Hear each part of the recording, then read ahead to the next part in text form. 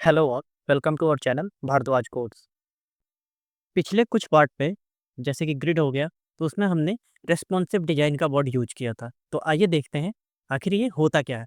तो जैसा कि हमने देखा भी था कि रेस्पॉन्सिव वेब डिज़ाइन मतलब अलग-अलग स्क्रीन साइज़ पे हमें जो है अपने वेबसाइट को अलग-अलग तरीके से दिखाना है वो। तो उसके लिए हम रेस्पॉन्सिव वेब डिज़ाइन का या फिर रेस्पॉन्सिव डिज़ाइन का यूज़ करते हैं।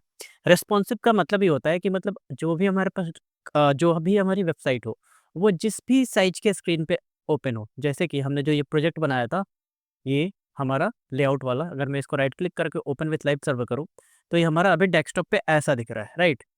और अगर यहीं पे मैं इसको चलो पहले एक्सपेंड कर देते हैं, तो ये हमारा डेस्कटॉप पे अभी कुछ ऐसा दिख रहा है। और जैसे ही हमारा स्क्रीन साइज़ मतलब जैसे ही हम जो है टैबलेट के स्क्रीन साइज़ पे आते हैं, ठीक है? तो ये क्या होता है कि ये जो है लिए टैबलेट के फॉर्म में आ जाता है। मतलब जैसे हमें अब यहाँ पे देखोगे आप, तो पहले क्या हो रहा था कि पहले एक पूरा हेडर था जो कि पूरा टॉप का एरिया कवर कर रहा था, पूरा मतलब पूरे रो में हेडर था। तो इसके बाद ये दूसरा रो है, इसमें क्या है कि नैव बार एक का एक कॉलम है, मेन एरिया का एक कॉलम है और साइड बार का एक कॉलम है। और फिर तीसरे रो में क्या है तो फुटर है। लेकिन जैसे ही हम जो है यहाँ पे आ रहे हैं टैबलेट के स्क्रीन साइज़ पे, यहाँ पे आप देख पाओगे, ठीक है? तो ये क्या हुआ कि हेडर हमारा पूरा है, फुटर हमारा पूरा है, नैबर क्या हुआ कि एक कॉलम में पूरा रह गया और यहाँ पे देखोगे तो ये मेन एरिया और साइड बार जो है वो 2 रोज़ में आ गए। यहाँ पे ये दोनों का जो है डिज़ाइन ऐसे हो गया। लेकिन वहीं पे अगर हम और नीचे जाएँ, मतलब फ़ोन के साइज़ पे आएँ तो ये सारे जो है एक-एक रो में आ गए। सबका साइज़ अलग-अलग है, आप देखोगे तो इसका जो है हाइट जो है अलग है, इसका हाइट जो है अलग है और इन तीनों का हाइट अलग-अलग है। लेकिन ये सारे क्या हुए कि एक-एक रो में आ गए, ठीक है? तो मतलब फ़ोन पे भी ताकि हम आसानी से देख पाएँ। तो इसको बोला जाता है रेस्पॉन्सिव डिज़ाइन मतलब अलग-अलग स्क्रीन साइज़ पे अलग-अलग तरीके से मतलब जिस स्क्रीन पे हमारा वेबसाइट मतलब सूटेबल लगे, अच्छा लगे, तो वैसे दिखाने के तरीकों को रेस्पॉन्सिव डिज़ाइन कहा जाता है। और चूँकि हम वेब पे काम कर रहे हैं तो इसको वेब डिज़ाइन बोला जाता है, मतलब रेस्पॉन्सिव वेब डिज़ाइन। अब रेस्पॉन्सिव वेब डिज़ाइन के लिए जो है मतलब 2 मतलब कुछ जो है तरीके हैं, जैसे कि मीडिया क्वेरी का यूज़ करना और जो है यूजिंग परसेंटेज ईएम और आरईएम फ्लोट एटीसी का यूज़ करके हम फ्लोट लेआउट का यूज़ करके कर सकते हैं। जैसे कि परसेंटेज में भी हमने किया था, अगर मैं आपको दिखाऊँ, हमने यहाँ पे तो 1 एफआर यूज़ किया है ना? मैं यहाँ पे आता हूँ, मैंने यहाँ पे एक फ़ोल्डर बना लिया है, चैप्टर 15 के नाम से, सीएसएस मीडिया क्वेरीज़ में। यहाँ पे आते हैं और यहाँ पे चलो एक काम करता हूँ, पहले इसी को कंट्रोल ए करता हूँ प्रोजेक्ट वाले को। चलो इसी को कर लेते हैं, ये सीएसएस यूनिट है ना, इसी को कॉपी कर लेते हैं और यहाँ पे पेस्ट कर देते हैं, सेव करता हूँ, है ना? तो यहाँ पे अब ये हमारा जब रीलोड होगा, सॉरी, हमने इसमें किसमें कर दिया? हाँ, मीडिया क्वेरीज़ में किया है, राइट क्लिक करके ओपन विथ लाइव सर्वर करता हूँ। तो ये हमारा ऐसे दिख रहा है।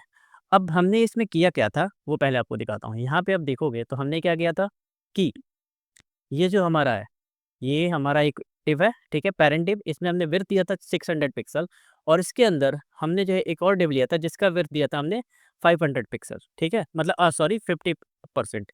तो अगर अब मैं इसको ओपन करूँ, डेप्टोज़ मतलब इसको कंसोल में ओपन करूँ और इसके स्क्रीन साइज़ को अगर चेंज करूँ, तो आप देखोगे कि ये 600 पिक्सल है। अब जैसे-जैसे मैं इसका साइज़ छोटा करूँगा, तो आप देखोगे कि ये जो है ना परसेंटेज मतलब ये जो हमारा डब्बा है, इसका साइज़ भी जो है धीरे-धीरे छोटा हो रहा है।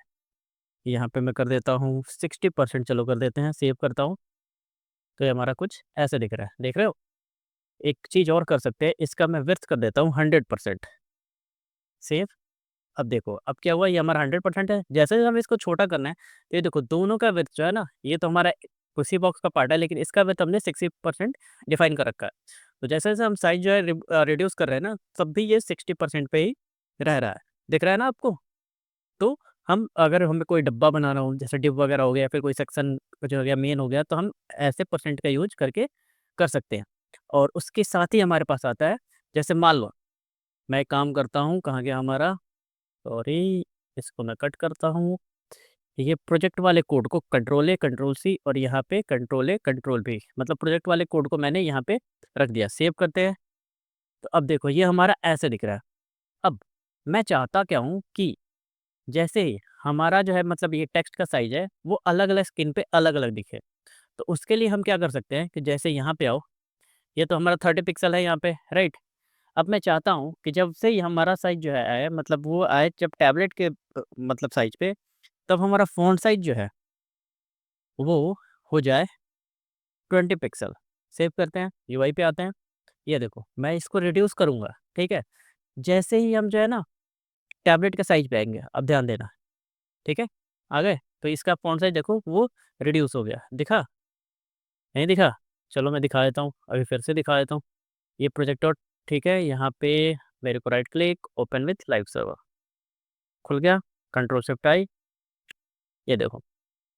वो हमारा ये टैब था वो दूसरा ओपन था इसलिए वो रन नहीं हो रहा था, ठीक है? इसको मैं कट कर देता हूँ। अब देखो, ये हमारा डेस्कटॉप का है, ठीक है, लैपटॉप का। जैसे ही हम जो है टैबलेट के साइज़ पे आएँगे, तो ये देखो फ़ॉन्ट साइज़ क्या हुआ? चेंज हो गया। अब देखना यहाँ पे नोटिस करना, हो रहा है ना चेंज? अब मैं चाहता हूँ कि जैसे हम मोबाइल के साइज़ पे जाएँ, तब उसके लिए भी साइज़ चेंज हो जाता है। मैं यहाँ पे आऊँगा, ये हमारा मोबाइल वाला है। मैं बोलूँगा कि भाई साहब जब तुम मोबाइल पे आओ, तो तुम्हारा फ़ॉन्ट साइज़ हो जाए, वो कितना हो जाए? तो मैं कर देता हूँ भाई तेरा फ़ॉन्ट साइज़ हो जाए 15 पिक्सल, ठीक है? अब जैसे ही मैं इसको रिड्यूस करूँगा, ये देखना फ़ॉन्ट साइज़ छोटा हो गया। फिर से और एक काम और चाहता हूँ मैं कि मैं जब मोबाइल पे आऊँ ना, तो ये जो साइड बार है ना? ये ना दिखे, मतलब ये जो साइड बार है ना, ये गायब हो जाए यहाँ से, ठीक है? तो ये हमने पढ़ा भी था, आप लोगों को याद होगा। तब इसको गायब कैसे करेंगे? ये हमारा है ना साइड, तब मैं इसको सिंपली कॉपी करूँगा और यहाँ पे पेस्ट कर देता हूँ और इसमें डालूँगा डिस्प्ले नन, ठीक है? जब हमारा मोबाइल पे ही आएगा ना, तो ये देखो गायब हो गया लेकिन अभी स्पेस यहाँ पे है ना? क्यों है? क्योंकि हमने यहाँ पे उसका यूज़ किया है, ये हमने आर्किटेक्चर में दिया है ना असाइड का, ठीक है?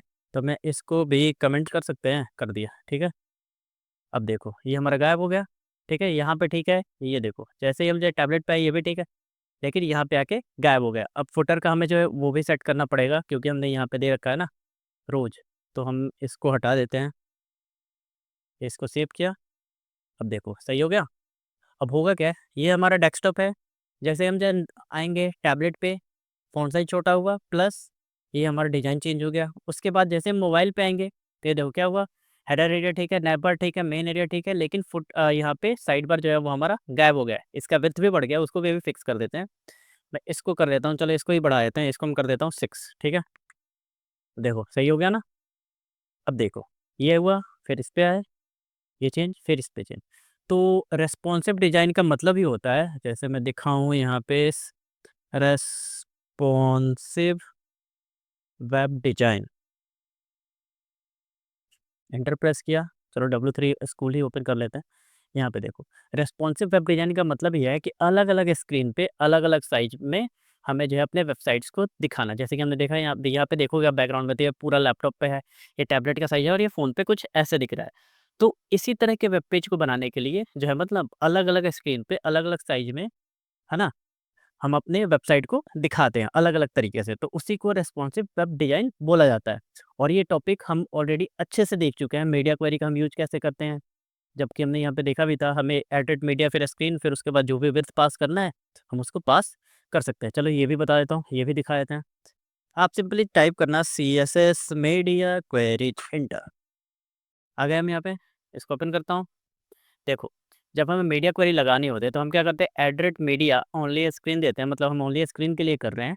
एंड मैक्स विड्थ, अगर मिनिमम विड्थ भी देना चाहते हो जैसे कि हमने यहाँ पे दिया था, आप लोगों को अच्छे से याद होगा जब हमने प्रोजेक्ट बनाया था कि मिनिमम विड्थ कितना होना चाहिए एंड मैक्स विड्थ कितने तक होना चाहिए। मतलब मान लो मेरे को क्या चाहिए कि जैसे होता है ना स्कूल में कि रोल नंबर 11 से लेके 20 तक इस बेंच पे बैठेंगे, फिर रोल नंबर 21 से लेकर 30 तक इस बेंच पे बैठेंगे। तो समझ लो सेम उसी तरह का ये हमारा एक रेंज है ना? जिसमें कि हमें ये दिखाना है इस टाइप से। ये जो हमारा रेंज है ये बाय डिफ़ॉल्ट सबके लिए चलेगा रूल, और ये एक रेंज है जो कि बाय डिफ़ॉल्ट हमें इस स्क्रीन साइज़ के लिए दिखाना है। तो ये हमारा रेस्पॉन्सिव वेब डिज़ाइन है।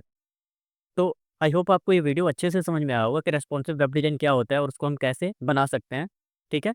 हम जो है जब ये सीएसएस खत्म कर लेंगे, अब इसमें हमारे पास ज़्यादा कुछ है नहीं, ये एक लास्ट चैप्टर ही है, उसको हम देख के फिर उसके बाद जो है हम जावास्क्रिप्ट शुरू करने वाले हैं। और जावास्क्रिप्ट में मैं जो है ऑलमोस्ट कोशिश करूँगा कि ज़्यादा से ज़्यादा वीडियो चलाऊँ, है ना? मतलब एक जो है इंटरमीडिएट लेवल तक लेके चलूँ। मैं एचटीएमएल सीएसएस तो बिगिनर लेवल तक ही लेके गया, क्योंकि इसमें टाइम बहुत लगता है ना? बट जावास्क्रिप्ट जो है हम इंटरमीडिएट लेवल तक लेके चलेंगे, क्योंकि उसमें जो है ना जावास्क्रिप्ट ही हमारा मेन होगा। और जावास्क्रिप्ट हम अच्छे से समझ पाएँगे तब हम जो है एंगुलर, टाइपस्क्रिप्ट, नोड.जेएस, एक्सप्रेस.जेएस ये सारी चीज़ें हम अच्छे से कर पाएँगे। तो हम जावास्क्रिप्ट को जो है डिटेल में एक-एक पॉइंट तोड़ के पढ़ेंगे, तो उसमें बहुत मज़ा आने वाला है। फिर जावास्क्रिप्ट के बीच-बीच में ही हम जो है कुछ प्रोजेक्ट्स भी बनाते चलेंगे। तो चलिए मिलते हैं अगले पार्ट में।